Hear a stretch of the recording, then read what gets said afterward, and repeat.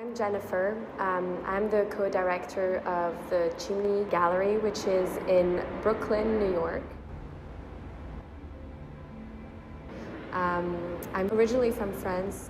I'm focusing in curatorial and critical studies at the Institute of Fine Art. The Chimney is over 3 years old.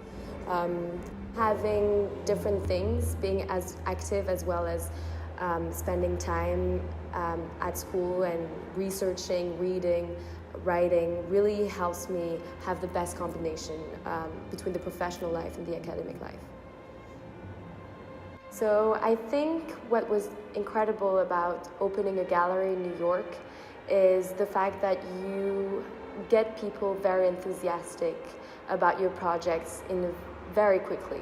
The main difference I'd see in the art scene between Paris and New York is the fact that New York is incredibly international, and this is something that is reflected in the gallery because we work with international artists that are from France, from India, from Chile, from Sweden, from the US, and this kind of multiculturalism is incredible, and I think this is something you have mainly in New York. So the Chimney is an industrial space, 23 feet high ceiling with red bricks.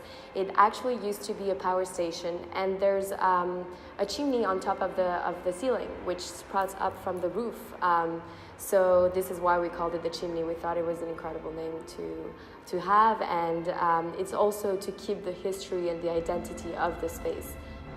By opening my own gallery together with my partner Clara, who is also from France, one thing that I've learned mostly is working with artists and having a space as a playground for artists where they can really experiment and having their vision materialize into a concrete project, a concrete exhibition. They have the most incredible dreams and the most incredible projects, and being able to be a platform for them to do that is really what matters to me. And through the Chimney, I've met incredible people, curators, writers, artists, historians, but also people from across disciplines. What is incredible about art is that art also talks about so many aspects in our society, in the world, and in this way you can include other disciplines. We've had people across fields coming in and being interested in the medium of the exhibition and the work of the artists.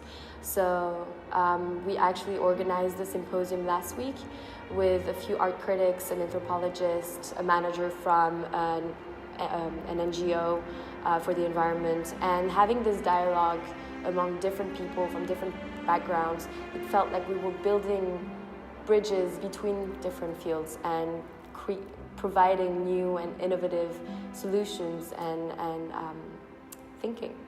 The issue of the environment and the relationship between mankind and the environment is something that is a thread among our exhibition, which is unintentional, but I think the artists that Clara and I are drawn to, artists thinking about the Anthropocene and the idea of new materialism and questioning, our ways of behaving with the environment and how art can help change our behaviors. So we also work with a lot of women artists. In our last group show from the summer, which was called Endnotes, we had 12 artists represented, and among them it was 9 women.